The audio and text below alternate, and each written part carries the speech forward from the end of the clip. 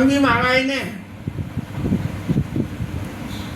या कहीं गोस्वामी जी महाराज ने लीलाओं का वर्णन थोड़ा डबल हुआ है रामायण में। ऐसा सा कभी उनको रामचंद्र जी महाराज से सुना था। जैसे यहाँ कौशल्या मैया को अवतार लेने से पहले मैं अपना विश्वरूप का दर्शन कराया, और यहाँ दिख रहा हुआ माता यानी अद्भुत रूप अखंड रोम रोम पते लागे कोटि कोटि द्वारा। नारद जी को जो है वो राजकुमारी दिखाई, और महाराज हिमाचल महाराज ने वहाँ नारद जी को दोबारा दिखाई। तो इस तरह से उदाहरण तो बहुत सारे हैं, अब इस राइट मोमेंट अभी याद नहीं आ रही। यहाँ बड़ी एक विविधता ऐसी है कि ये 28 तारीख की दुर्घटना होने से ये फोन हैक हो जाने से सब इतना हो गया, लेकिन कल भगवान ने सब सही करा दिया। अब कथा वापस जो है हरि नाम कथा चैनल के ऊपर में जाएगी। 4-5 दिन की कथा तो वैसे ही चली गई। जो भी है भगवान ने क्या क्या स्वरूप दिखाया, सब चीज़ अगणित है वहाँ, कोई चीज़ की गिनती नहीं है कि जिसको हम गिन के बता दें। माता तो परेशान हो गई, और जब माता को परेशान देखा तब भगवान वापस फिर बालक स्वरूप में ही आ गए। और बालक स्वरूप में आने के बाद उसी स्वरूप में माँ को ये समझाया कि ये जनी कतहु कहे से सुन माई, अरे मैया तू यहाँ किसी से कह मत दियो कि आज मेरे लाला ने मुझे अपना वो विश्वरूप दर्शन मेरे को कराया है, और बहुत अच्छी तरह समझाया है। मतलब ये यदि तेने ये कह दी तो फिर सब तेरे को भगवान मानेंगे,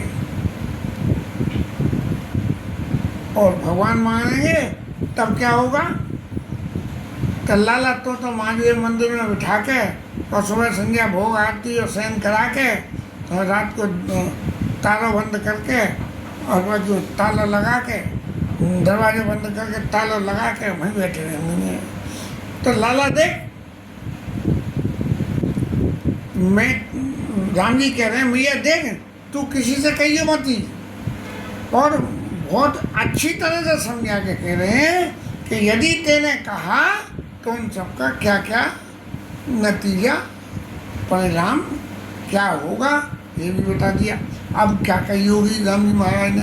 राम जी महाराज ने तो एक ही बात कही होगी कि मुझे भगवान मानने में घाटा है और पुत्र मानने में तेरे को फायदा है, क्योंकि पुत्र माना पुत्र का सुख भी है और ठाकुर भगवान की सेवा पूजा का सुख भी है।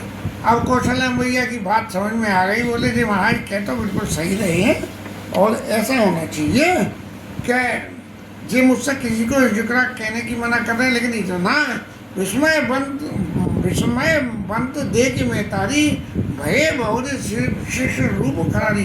यानी माता इतनी जैसे एक आदमी कोई पागल हो जाए ऐसा सा स्वरूप वाला विस्मयवंत, अरे अभी कुछ ये क्या, ऐसे जो है। तब जो है भगवान वापस बालक स्वरूप हुए और माता को समझाया या ये निकटे कहीं से माई। अब जो है कौशल्या मैया ने कही कि ठीक है प्रभु, देखो तुम वापस बालक बन गए, मैं बाल लीला का तुम्हारी का सुखोपभोग करूँगी,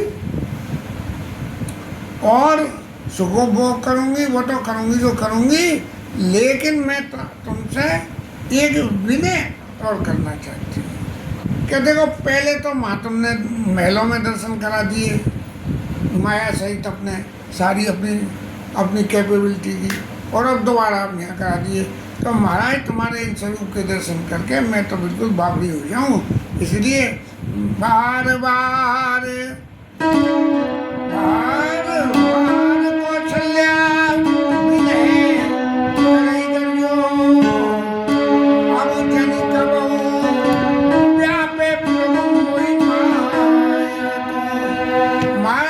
आपकी जो माया है जो आपके संग में बनी रहती है वो मेरी मति को फिर देती है। तो महाराज अब ऐसी दया करो कि मेरे को आपकी माया जो है मुझसे बिल्कुल ऐसे दूर है कि जैसे मैं कोई क्या कहना चाहिए, मैं कोई वीआईपी हूँ। वीआईपी से सब लोग दूर रहते हैं, ऐसे ही है। अब जाने कब हूँ यहाँ पे प्रभु मोहि माया। और इसका कारण क्या हुआ? अरे इसका कारण सबसे बड़ा हुआ कि जब राजा दशरथ ने वनवास में जाने की कह दी और विदा मात सन आवो मांगी, चलियो बनाई बहुरी पग लागी, चरण आपके चरणों में प्रणाम करके मैं वन को चला जाऊंगा। राम जी महाराज ने दशरथ जी से ये बात कह दी। मैंने राम जी महाराज को एक पैसे भर भी ये मरना नहीं थी क्या मेरे को जो है माँ बन जाने से रोक लो, इसलिए जो है अब जानी कब हो गया पे प्रभु मोहि माया। तो भगवान ने बाल चरित किया, चूड़ाकरण बाल बढ़ाई हुई और सब कौशल्या मैया बालकों के बीच में ये सुख ले रही है भगवान के बालक होने का। बाल वास्तव में जब तक माया भगवान की इस जीव को न पकड़े तब तक जो है जीवात्मा और परमात्मा एक ही होते हैं। बालक जिस वक्त जन्म लेता है माँ के उदर से तो वो जो है साक्षात भगवान का ही स्वरूप माना जाता है कि ये भगवान ने जो जीव को स्वरूप दिया है ये वही है और दिया हुआ है जो है भगवान। लेकिन जब माया बंधन में बांधना शुरू कर देती है, क्योंकि लौकिक जगत में आने के बाद कुछ कर्म तो करना ही पड़ता है, बालक को भी रोना पड़ता है। और जब कुछ कर्म करते हैं तो कर्म करते ही एक्टिवेट होते ही वायरस जो है शुरू हो जाते हैं। और जब वायरस शुरू हो जाते हैं, वायरस आ गए अंदर तो फिर जीव संसारी हो जाता है और फिर सब उल्टे पुल्टे काम करने लगता है। यहाँ वो स्वामी जी लिख रहे हैं पर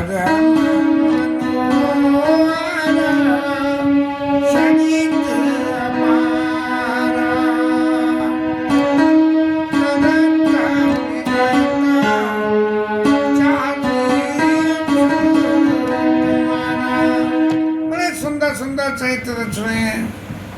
वो वहाँ उसमें लिखा है कवितावली में ही है ना, भगवान जो है नाचे नहीं प्रतिबिंब निहारी, खुद अपनी छाया को देख के जो है भगवान नाचते हैं और अपनी छाया को पकड़ने जाते हैं और छाया पकड़ में नहीं आती है। ऐसे बहुत सारे खेल हैं, बाल चरित्र हैं, याद तो नहीं है, कथा करते रहेंगे तो फिर आने लगेंगी ये सब बातें। अब भोजन का समय हो गया। भोजन के समय में माता ने बुलाई, चलो महाराज चलो प्रसाद पाओ। तो जो है राम जी महाराज भाग के चल दिए और कौशल्या जो है भैया उनके पीछे पीछे भाग के और उनको पकड़ने की कोशिश कर रही है। तो क्या हुआ, निगम नेत्र शिवंत न बाबा ताई धरे जन्नी दावा, यहाँ कौशल्या भैया ने ढाके और महाराज राम जी को पकड़ लिया।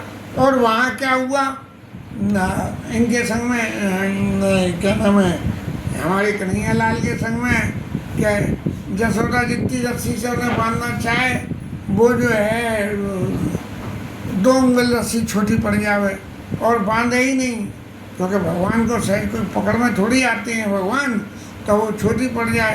तब जो है माता घबरा गई। फिर उन्होंने उनको यशोदा मैया को अपने स्वरूप दर्शन भगवान ने कराया।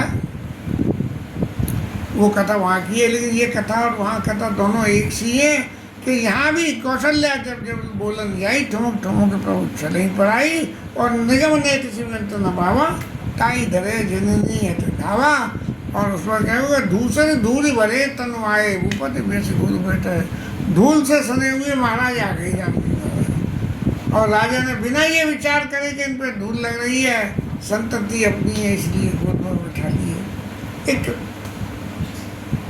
सात्विक रूप में विचार ये आता है कि गोस्वामी जी ने यद्यपि लिखा कि दूसरे धूल भरे तन आए, लेकिन महाराज राजमहलों में क्या धूल आ सकती है, ये एक प्रश्न सूचक चौपाई है कि क्या दूसरा धूल, भैया धूल कहाँ से आ गई। अरे इतना झाड़ा पोंछा होता है जय जरा से घरों में नहीं होता था। राज मेला में धूल से धूल भरे, धूल भरे जैसे आंधी में धूल लपट जाए, सब कानों में यहाँ वहाँ बालों में भर जाए, ऐसे हुए। अब भगवान ला के राजा दशरथ की गोदी में बिठा दिया उन्हें, अब बिठा कर जो है राजा उनको प्रसाद पवाने लगे। तब जो है प्रसाद पाते पाते भाग चले किल काटों को दधी उदन लपटाई, जो भी कोई वो खिलाए जा रहे हैं, गोदी में बैठे थे और खाते खाते बैठे। बच्चों को डोल डोल के खाना बहुत पसंद है। सामान्य था सब बच्चे जो पहले कोई खा लेंगे, फिर मेरी डोली आएंगे, फिर खा लेंगे। तो इस तरह से गोस्वामी जी महाराज कहते हैं बाल से हमारी बहुविध की ना आती दासन का दीना, सब अपने दासों को आनंद देने के लिए भगवान ने बहुत बहुत बाल चरित्र किए। और इन बाल चरित्रों को थोड़ा सा रफ्तार बढ़ा के महाराज गुरु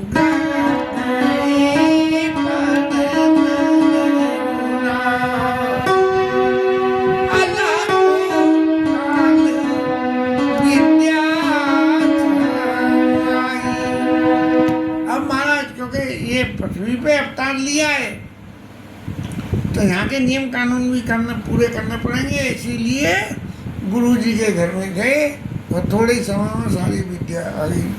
अब महाराज इतनी विद्या आ गई तो ये आ गई गोस्वामी जी को फिर ये लिखना का विद्या विनय निपुण गुणशीला और खेले खेल सकल नृप लीला।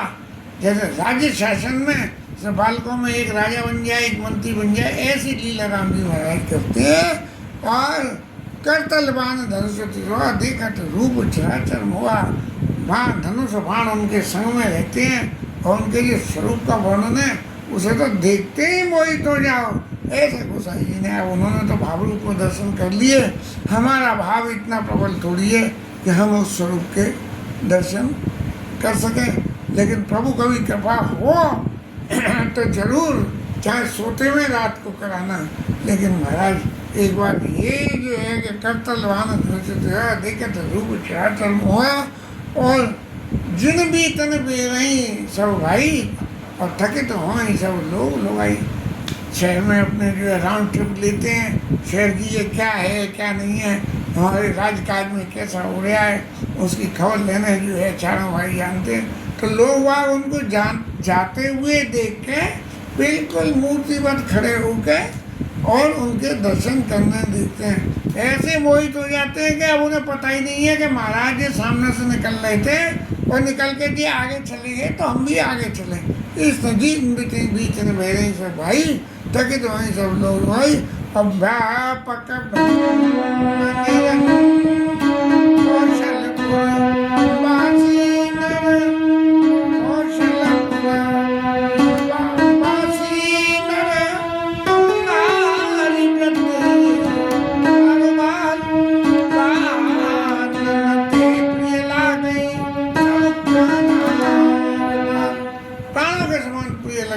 अयोध्यावासियों को सबको भगवान के सबके महाराज बड़े हो गए, मैंने 5-7 साल के हो गए राम जी। इसका मतलब मजा करने जाते हैं, राजा का क्षत्रिय का धर्म है शिकार करना, जानवरों को शिकार करने गए तो पावन मृग मारे, यानी दिन प्रतिदिन के देखा भाई, यानी महाराज हिरणों को मारते और मार के उनको ये राजा को ला के दिखाते थे। अब लौकिक रूप से जरा इस बात को विचार करेंगे तो कुछ न कुछ उल्टे सीधे अर्थ निकल जाएंगे।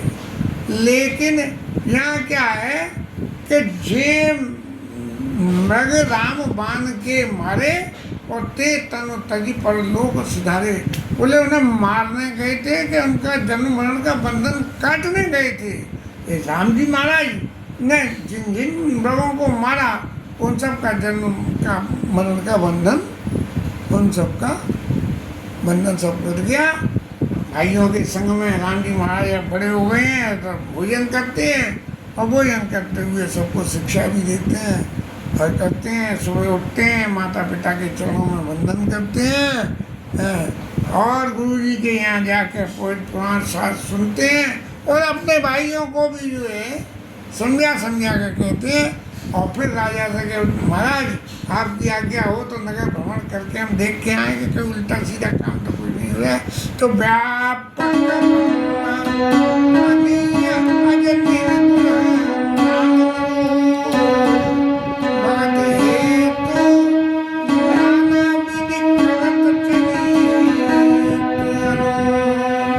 राम जी जो कुछ कर रहे हैं ये सब कहना चाहिए स्क्रिप्ट का पार्ट, कहानी का, ये भगवान की लीला का पार्ट नहीं है ये। लेकिन जो भी कुछ कर रहे हैं निर्गुण नाम न रूप, ये निर्गुण ब्रह्म जो भी कुछ कहते करते हैं भगत ये तो भगवान नानाविध कर चेतन, जो निर्गुण स्वरूप की एक्टिविटीज बताई गई वो इस सगुण स्वरूप में आने के बाद में उनको एक्टिवेट करते हैं। अब महाराज गोस्वामी जी कह रहे हैं कि देखो जी बाल कथा का तो बहुत आनंद ले लिया, बड़े होने का आनंद ले लिया। अब महाराज जिस कारण राम जी का अवतार हुआ है राक्षसों को, तो वो क्रिया तो शुरू कराओ, और उस क्रिया को शुरू कराने में ये तुम्हारे विश्वामित्र महामुनि ज्ञानी बसई विपिन सुवासम ज्ञानी, और तहाँ विश्वामित्र महामुनि ज्ञानी बसई विपिन सुवासम ज्ञानी, तहाँ जब जोग यज्ञ मुनि करें अति मारीच सुबह हुई डरी, वहाँ जंगल में मारीच सुबह रहे थे। जब जब शक्तिमान कहीं न कहीं है तो शक्तिमान की शक्ति को खत्म करने के लिए कोई ना कोई विधाता दूसरा ऐसा भेज देता है, कहीं शक्तिमान ऐसा न हो कि अपने आप में अपनी रास्ता से भटक जाए, नीति की रास्ता की जाए, अनीति की जाए। नीति की रास्ता पर जाने का मतलब राक्षसी वृत्ति है। तो जो है वहाँ सुबाहु और मारीच बस रहे हैं, और जैसे ही महाराज यज्ञ करते हैं और स्वाहा स्वाहा की आवाज आई से पहुँच जाते हैं, सब खत्म। अब विश्वामित्र जी महाराज को ये आया कि भैया ये जो है हमारी विधा खत्म कैसे हो, कि ये राक्षसों से, हमें तो इतना बल है नहीं, हम तो श्राप तो दे सकते हैं लेकिन इनकी ये क्रियाएं हम बंद नहीं कर सकते हैं। इसलिए क्या करना चाहिए, बोले जब हम श्राप देते हैं तो फिर आगे आ जाएंगे, आज काम नहीं हो रहा है वो आगे काम होगा। लेकिन यदि भगवान इनको तार दें तो ये लीला बंद हो जाएगी, ये जो सड़क बंद करके जो है मकान बना दिया, ऐसे जो है वो रास्ता बंद हो जाएगी। अति मारी की सुबह हुई डरी, तब मुनिवर मन की विचारा, और प्रभु अवतरे भगवान की लीला के जरा मन में विचार के देखा तो उनके पास में ऊपर से संदेश आ गया कि महाराज आप चिंता मत करो विश्वामित्र जी, मैं अयोध्या में आ गया हूँ, और इसकी अपडेटिंग ये है कि आप जाओ और राजा से मेरे को मांग लाओ, तो मैं ताड़का मारीच और स्वभाव सबका खंडन मंडन मैं कर दूंगा। विश्वामित्र ऋषि ने अपने तब मुनिवर्मन की विचारा, प्रभु अवतरे भरा एहू विष देखो पद जाई, मैं जिसकी साधना करता हूँ मैं उनके चरणों के दर्शन, इस भाई ने कि मारना तो राक्षस को, उन्हें मुझे तो कुछ करना नहीं है, लेकिन मुझे उनके चरणों के दर्शन हो जाएंगे, तब जो है ज्ञान विराग सकल गुण है ना, सो प्रभु में देखो बड़ी है ना। अब तक तो निर्गुण स्वरूप में भगवान का ध्यान कर रहे थे, लेकिन अब जो है सगुण स्वरूप में सामने ये दर्शन करेंगे, उसका सब कुछ होगा। और विश्वामित्र ऋषि है राजा दशरथ के अयोध्या में राजकाज में राजमहल में पहुँचे, और दशरथ जी ने बुलाया, और बुला के विश्वामित्र ऋषि का आदर सम्मान कर चरण पुखार की ने थे पूजा, और मौसम आज धन्य नहीं दूजा। महाराज कह रहे हैं कि मेरे बराबर दूसरा कोई धनी है ही नहीं। क्यों नहीं है? इसलिए नहीं है कि एक तरफ भगवान के दर्शन हुए और दूसरी तरफ महाराज उनके दर्शन के फल में आपके दर्शन हुए, या आपके दर्शन हुए और आपकी वजह से मुझे भगवान के दर्शन हुए। इसलिए महाराज अब आप ये बताओ कि मैं आपके लिए क्या ऐसा करूं कि जिससे जो है आपके आने का यहाँ उद्देश्य पूरा हो जाए। कई कारण आगमन तुम्हारा कर न लाओ नेको उबारा। अरे आपके कारण को मिटाने के लिए मैं कुछ भी कर दूंगा और देर नहीं लगेगी। और उन्होंने तब जो है विश्वामित्र ऋषि ने कही कि भाई देखो महाराज कह तो रहे हैं, लेकिन ये मेरा एग्जीक्यूशन हो जाएगा, मैं इनसे मांगूं कि नहीं मांगूं और कैसे कहूँ। तो उन्होंने राजा के सामने कही मांगा नहीं, पहले कहा कि असर समूह सतावई मोही, राक्षस मेरे को परेशान करते हैं महाराज, तब आप उनका उद्धार नहीं कर पा रहे राक्षसों का। असुर समूह सतावई मोही और मैं जाचन आए उन्हें कोई। महाराज मैं आज याचक बन के आपके पास आया हूँ और मांगने को क्या लाया हूँ। बोले असुर सता रहे हैं तो मैं तो ये भी हो सकता है कि महाराज आप उनका वध करके उन्हें ठिकाना लगा दो, लेकिन वो आपके बुद्धि की नहीं है, इसलिए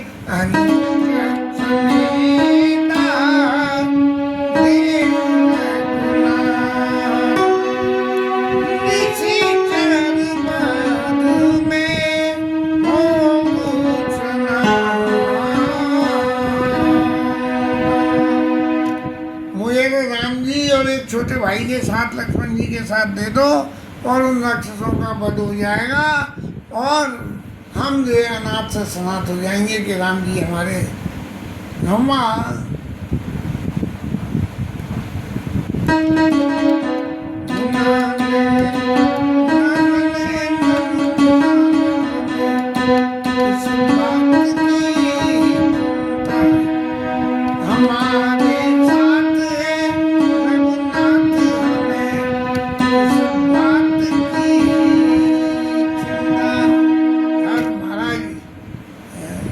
जालन वाले वो महाराज जी तो क्या देखो बोलते बोलते रोज सुनते हैं, वो जो है वो कहते थे कि हमारे पास साथ भगवान है तो हमें किस बात की चिंता। ऐसा भजन उनका कोई स्वरचित है, सुनाता सुनते सुनते इतने दिन हो जाते हैं, नहीं सुन पाते हैं तो याद तो रहती नहीं है। अब तो बुढ़ापे में वैसे ही मती मारी गई है। अब जब उन्होंने ये कहा कि अनुसमित देव रघुनाथा निश्चय भर में हो सुनाता और जो राजा के चेहरे का परिवर्तन देखा बस सोई समझ गए। बोले अब तक तो मना करेंगे कि महाराज मैं नहीं ठीक पाऊँगा। तब उन्होंने देव भूप मन हर्षित, महाराज आप दे दो, मांग मैं रहा हूँ, लेकिन मैं कह रहा हूँ देव भूप मन हर्षित, खुशी मन से दो। तजो मोह अज्ञान, आपके अंदर पुत्र का जो मोह है और पुत्र के प्रति अपनी जिम्मेदारी का ज्ञान है, तजो मोह अज्ञान है और धर्म सुजस प्रभु तुमको और इनका अति कल्याण। बोले कि आप जब मुझे ये दे दोगे तो आपका घाटा कुछ नहीं होगा। क्यों नहीं होगा घाटा? क्योंकि जब आप मुझे दे दोगे तो तुम्हारे धर्म का यश और कीर्ति बढ़ जाएगी। कितनी बढ़ेगी? बोले इतनी बढ़ेगी कि देखो वृद्धावस्था में संतति प्राप्त की और वो भी यज्ञ की रक्षा के लिए विश्वामित्र ऋषि को सौंप दी। तुमका इनका अति कल्याण और महाराज इनका तो कल्याण होगा। अब इस बात को विश्वामित्र जी महाराज साइलेंट वे में कह रहे कि इनके अति कल्याण जी नहीं बताई कि इनका कल्याण क्या होगा। राजा की तो स्थिति खराब हो गई। बोले महाराज चाहे कुछ भी मांग लो, दे प्राण के प्रिय कठिनाई, सो मुनि देव निमिष माई, सब सुत प्रिय मोहि प्राण की नाई, और राम देत नहीं बनई गुसाई। अब जो है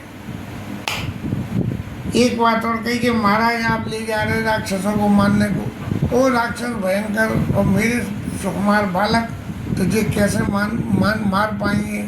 इसीलिए दशरथ जी महाराज कह रहे कि बुढ़ापे में तो संतति प्राप्त करिए महाराज, कुछ दिन तो सुख भोग लें दो, फिर तो ये भी बड़े हो जाएंगे तो पता नहीं हम कहाँ होंगे कहाँ नहीं है।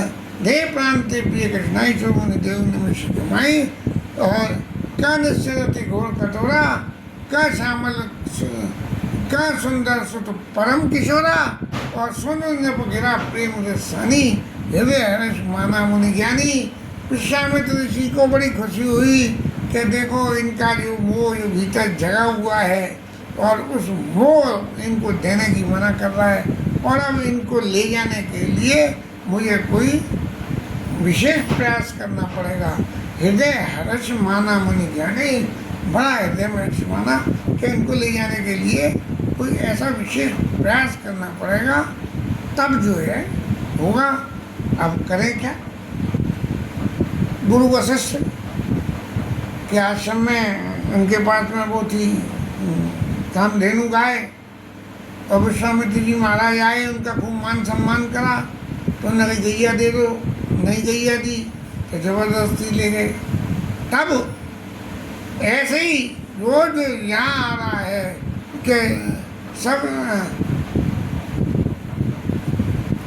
सुनेंगे पकड़ा प्रेम रसानी हृदय रस माना मुनि ज्ञानी, कि देखो ये राम को अभी भी अपना पुत्र नहीं समझ रहे हैं, ब्रह्म परमेश्वर नहीं समझ रहे हैं। ये जान के बड़ी मन में खुशी हुई। बोले ब्रह्म जो यदि जीव के बस में आ जाए तो ये जीव के मुँह को छोड़े, लेकिन जब तक ये इनको जीव ही मानते रहेंगे तभी तक जीव मुझे को छोड़े।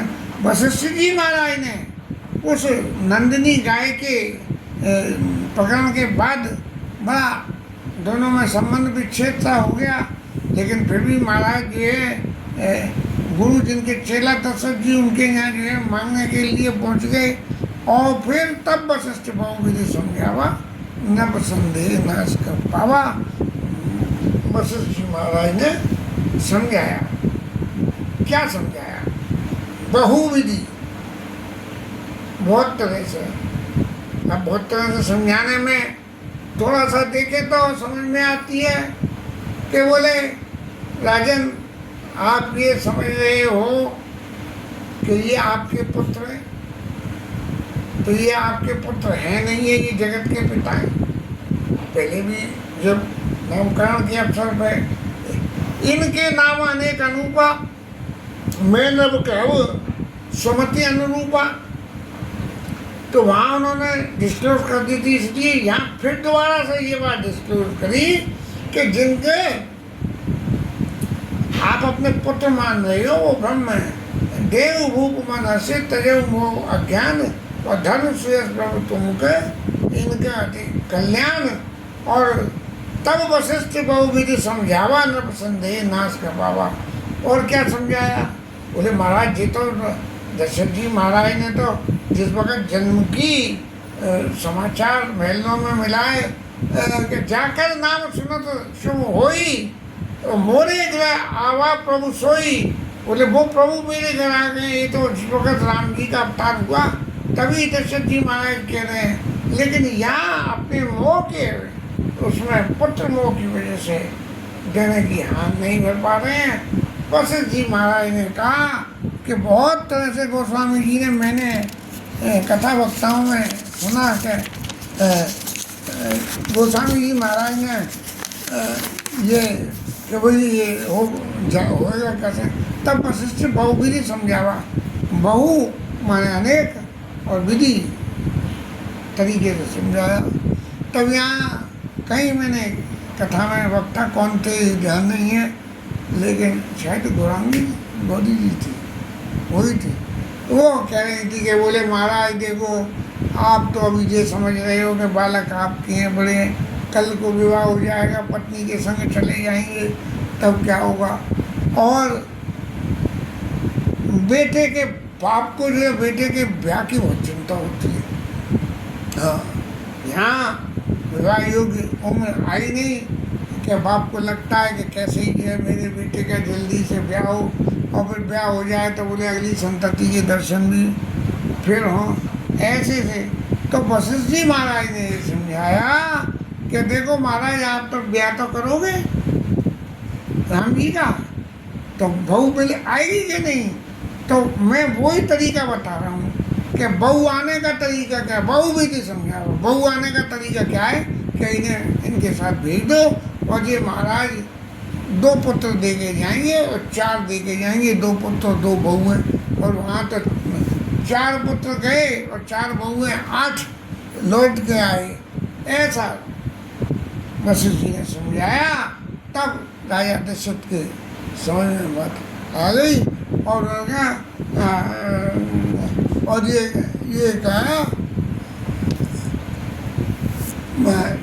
राजा दशरथ ने, अरे महाराज क्या है, अति आदर दो तने बुलाए, यदि लाई वो भांति लगाए, सिखाए, अपने पुत्रों को राम जी लक्ष्मण जी को बुलाया, हृदय से लगाया और उन्हें कहा, और मोरे प्राण नाथ सुत दो, और तुम मुनि पिता आन नहीं हो।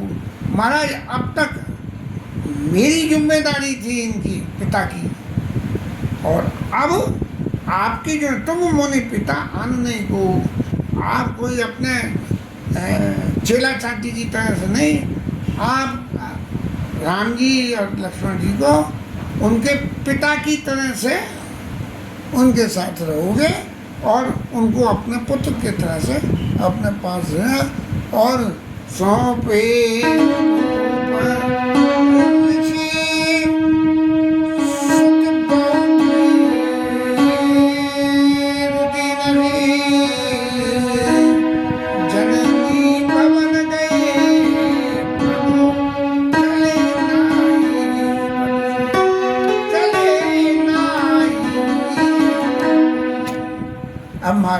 गरीब महाराज ये लो, आप इनको बच्चों को लो, तो चलो। राम जी महाराज ने कहा कि देखो पिताजी की आज्ञा तो गुरु जी ने समझा दिया, हो गया, लेकिन माँ की आज्ञा के लिए माता के भवन पर जाना चाहिए।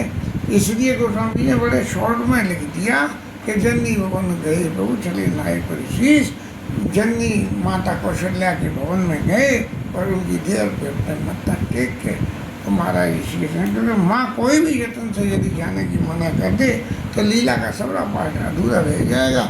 इसलिए जननी भवन में चले पुरुष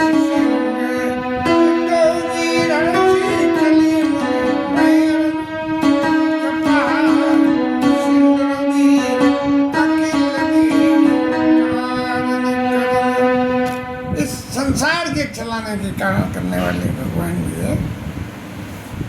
विश्वामित्र ऋषि के साथ में प्रस्थान कर गए, और इस क्रिया के लिए लीला का कुछ सुख आज मिला तो है। आज तो ओरिजिनल हरिनाम कथा पर अपलोड हो जाएगी कथा, इसलिए गोविंद की बड़ी दया है कि ये चल रहा है। लेकिन जो भी ये घटना हुई है, इस घटना से मन तो बड़ा विचलित हो रहा है। गोविंद जीवन में हमें धैर्य दें, और कर्म भाग प्रारब्ध तो सबको भोगना है। इसके साथ कथा